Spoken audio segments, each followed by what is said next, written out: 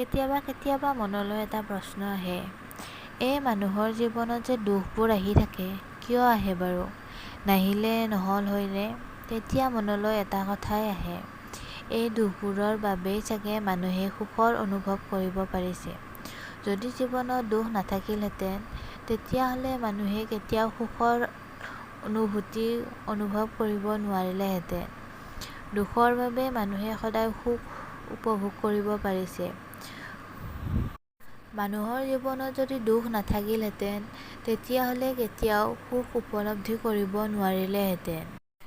জীৱনত যেতিয়া দুখ থাকে, তেতিয়া মানুহে সদায় ভগৱানৰ ওচৰত প্ৰাৰ্থনা কৰে, যাতে দুখবোৰ সোনকালে নাইকিয়া হৈ যায়। কিন্তু যেতিয়া সুখৰ মুহূৰ্ত আহি পৰে, তেতিয়া মানুহবিলাকে ভগৱানৰ কথা পাহৰি যায়।